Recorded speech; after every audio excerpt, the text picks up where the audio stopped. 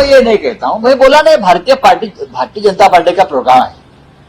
अपने पार्टी के प्रोग्राम में किसको बुलाना है नहीं बुलाना है ये उनकी मर्जी है, लेकिन ये अपने अपने इंडिया के लोग कौन है, अपने चमचे कौन है, अपने ये कौन है, ये देख रहे हैं। भगवान के दरबार में, हिंदू संस्कृति में और संस्कार में ये नहीं होता। जंगल में तो प्रभु श्री राम रहे थे, ईश्वर सब पूरे भगवान रहे थे। आप पूरे जंगल भी तोड़कर आप किसी उद्योगपति को दे रहे हो, तो राजनीति करना चाहते हैं या राजनीति कर रहे हैं। उनका ना राम से नाता है ना उनके विचार से नाता। ये चुनाव का जुमला है। সময় যত গড়াচ্ছে অযোধ্যার রাম মন্দির বিজেপির কাঁটায় পরিণত হচ্ছে। ধর্মীয় প্রতিষ্ঠানের উদ্বোধন ঘিরে বিজেপি দলীয় কার্যক্রম চালাচ্ছে বলে অভিযোগ বিরোধীদের। বিজেপি রামকে অপহরণ করেছে, আমরা পরে অযোধ্যায় যাব বললেন সঞ্জয় রাউত। রাম মন্দির কি বিজেপির সম্পত্তি? প্রশ্ন ছুড়ে দিলেন শিবসেনার মুখপাত্র সঞ্জয় রাউত। শরদ পাওয়ার বললেন আমন্ত্রণ পাইনি, পেলেও যেতাম না, কারণ ওই দিন বিজেপির কার্যক্রম রয়েছে। ধর্ম নিয়ে বিজেপির রাজনীতি শেষ হলে পরে আমরা অবশ্যই অযোধ্যায় যাব। রাম মন্দির উদ্বোধনকে ইস্যু করে হিন্দু ভাবাবেগ কাজে লাগাতে মরিয়া এখন বিজেপি, তাই আমন্ত্রণ পেয়েছেন তবে যাবেন না প্রায় নিশ্চিত করেই দিলেন মমতা, পাঠাতে পারেন প্রতিনিধি। রাম মন্দিরের অভিষেক অনুষ্ঠানের আগে বিজেপিকে কটাক্ষ করলেন শিবসেনা উদ্ধব গোষ্ঠীর নেতা সঞ্জয় রাউত। তিনি বলেন, সারা দেশে বিরোধী দলীয় নেতাদের জিজ্ঞাসা করা হচ্ছে আপনাকে আমন্ত্রণ জানানো হয়েছে কিনা। এসব কি? সেখানে বিজেপি ক্ষমতায়। আমার মনে হচ্ছে ভগবান শ্রীরামকে অপহরণ করা হয়েছে। আমরা কি বিজেপির আমন্ত্রণের অপেক্ষায় বসে আছি? বিজেপির অনুষ্ঠান শেষ হলে আমরা রাম মন্দির দেখতে অযোধ্যায় যাব। রাউত বলেন, আমাদেরকে আমন্ত্রণ জানানো বিজেপিকে। বিজেপির রাজনৈতিক কর্মসূচি শেষ হলেই আমরা অযোধ্যায় যাব। রাউত বলেন, এটি দেশের কোনো জাতীয় কর্মসূচি নয়। বিজেপির কর্মসূচিতে কারা যাবে? অযোধ্যায় যা হচ্ছে তা বিজেপির কর্মসূচি, এটা রামের কোনো অনুষ্ঠান নয়। রাউত আরো বলেন যে বিজেপির রাম বা তার ধারণার সঙ্গে কোনো সম্পর্ক নেই। এদিকে অযোধ্যা স্টেশনের নাম পরিবর্তনের বিষয়ে রাউত বলেছেন যে স্টেশনের নাম পরিবর্তন করা হয়েছে, এটা ভালো। আপনি এটির বিরোধিতা করবেন না, তবে আপনার এটি বিকাশ করা উচিত। 22 জানুয়ারি রাম মন্দিরের অভিষেক অনুষ্ঠান রয়েছে। প্রধানমন্ত্রী মোদী সহ দেশের সমস্ত সেলিব্রিটিরাও এই অনুষ্ঠানে অংশগ্রহণ করবেন। কংগ্রেসের ভারত ন্যায় যাত্রা প্রসঙ্গে সঞ্জয় রাউত বলেন, এখন কাজ করতে হবে এই দেশ থেকে সত্য এবং ন্যায়কে বাঁচাতে। আমরা রাহুল গান্ধীকে স্বাগত জানাবো। তার সামনে নির্বাচনে কোনো গন্তব্য নেই। একজন নেতার আবির্ভাব হয়েছে এবং তার সাথে জনগণের আবির্ভাব হবে। কংগ্রেসের ভারত ন্যায় যাত্রা 14 জানুয়ারি থেকে শুরু হবে। মণিপুর থেকে শুরু করে এই যাত্রা 14টি রাজ্য পেরিয়ে মুম্বাইয়ের মহারাষ্ট্রে গিয়ে শেষ হবে। অন্যদিকে একটি সূত্রে জানা গেছে, বাবরি ধ্বংস মামলায় অভিযুক্ত প্রবীণ বিজেপি নেতা লালকৃষ্ণ আদবানি নাকি রাম মন্দিরের উদ্বোধনে আমন্ত্রণই জানানো হয়নি তাকে। দেশের এই মুহূর্তের সিনিয়র নেতা শরদ পাওয়ার দাবি করেন, তিনিও নাকি আমন্ত্রণ পাননি, তার পেলেও যাবেন না, কারণ ওই দিন নাকি বিজেপির কার্যক্রম রয়েছে। তবে রামলালা দর্শন করার ইচ্ছা রয়েছে তার, পরে তিনি সুযোগ করে অযোধ্যায় যাবেন। একই সুরে মমতাও বললেন, রাম মন্দির উদ্বোধনের নামে বিজেপির কার্যক্রমে আমন্ত্রণ পেয়েছেন, তবে বিজেপির কার্যক্রমে তিনি উপস্থিত থাকার কথা নয়। অবশ্যই তিনি রামলালার দর্শন করার আগ্রহী, তিনিও পরে যাবেন অযোধ্যায় বলে মন্তব্য করেন মমতা বন্দ্যোপাধ্যায়। तो हम क्या बैठे हैं क्या इनविटेशन का इंतजार करके? जब उनका बीजेपी का प्रोग्राम खत्म हो जाएगा तो हम जाएंगे रामलला का दर्शन करने। बीजेपी कौन होती है रामलला का इनविटेशन देने वाली? भगवान खुद बुलाता है अपने भक्तों को और भक्त खुद पहुंच जाते हैं भगवान के दरबार में। तो ये बीजेपी का 2-3 दिन का जो एक पॉलिटिकल इवेंट है वो खत्म होने के बाद हम जाएंगे भगवान के पास। हमारा रिश्ता है प्रभु श्री राम से। ये जो लोग हैं जो राजनीति करना चाहते हैं या राजनीति कर रहे हैं, उनका ना राम से नाता है ना उनके विचार से नाता। ये चुनाव का जुमला है।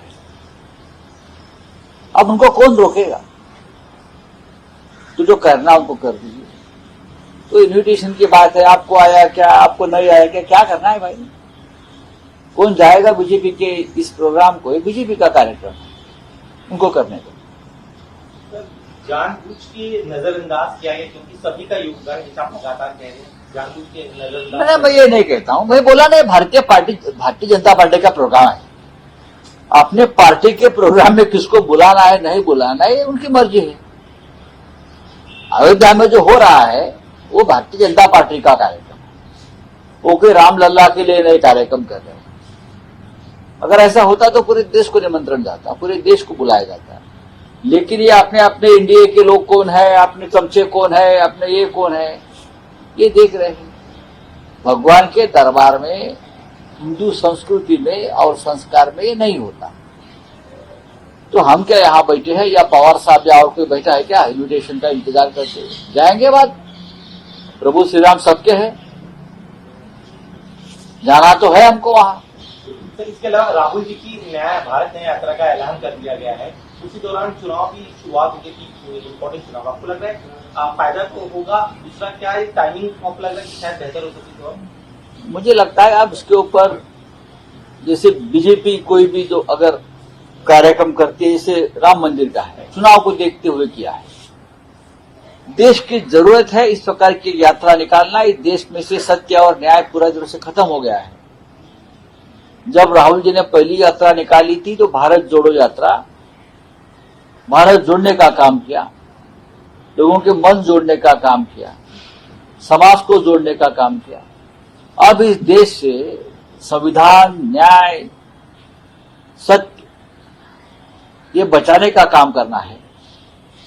और इसीलिए वो संकल्पना लेकर राहुल गांधी भारत न्याय यात्रा पर चल रहे हैं, तो हम उनका स्वागत करेंगे। मैं नहीं मानता हूं कि उनके सामने कोई चुनाव की मंजिल है या और क्या है। बस एक नेता निकला है, लोग उनके साथ चलेंगे। सर, सामना में लिखा गया है कि देश की जो सार्वजनिक संपत्ति है वो एक ही उद्योगपति को दी जा रही है। प्रधानमंत्री के जो मित्र हैं, किस तरह से कहना चाहिए? सामना में जो लिखा है वही आप आगे चलाइए। अब छत्तीसगढ़ का जंगल जा रहा है, जंगल तो रहने दो। प्रभु श्री राम को जो वनवास मिला तो जंगल में रहना पड़ा, बाद में वापस अयोध्या में आ गए। अगर फिर एक बार हमको अगर जाना है हमारे संस्कृति के अनुसार जंगल में, तो ईश्वर के लिए तो जंगल बचाइए। हाँ, जंगल में तो प्रभु श्री राम रहे थे, ईश्वर सब पूरे भगवान रहे थे।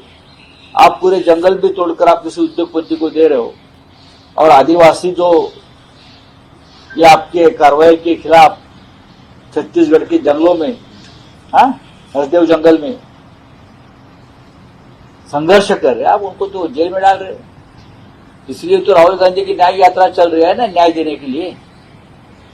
तो एक उद्योगपति को पूरा देश, अब जंगल भी, धारावी की झोपड़पट्टी भी, सब कुछ एक व्यक्ति को अगर मिल रहा है या दिया जा रहा है, उसका मतलब आपको समझना चाहिए। एक दिन मुझे लगता है, मुझे बोलना नहीं चाहिए कि अयोध्या का 7/12 वो भी किसी उद्योगपति को दिया जाएगा। हर काम में उनका व्यापार और व्यवहार है। महाराष्ट्र में एनडीए नंबर 1 पे आ गई है, फडणवीस का कहना है सर। क्या नंबर 1 पर? एफडीआई डॉक्टर है फडणवीस जी, उनके पास जानकारी है, ये मुझे नहीं लगता।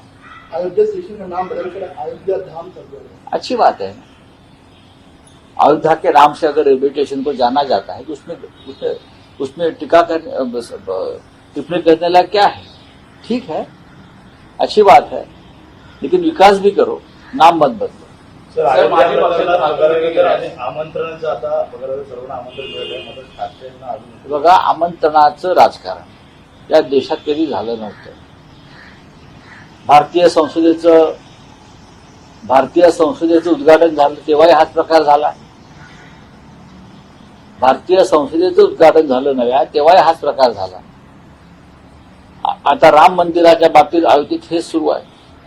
हे सगळे सोहळे एका पक्षाचे आहेत, हे देशाचे नाही, याला राष्ट्रीय स्वरूप नाहीये। अगर इस प्रकार से कोई कार्यक्रम होता तेव्हा त्याला एक राष्ट्रीय स्वरूप आना चाहिए।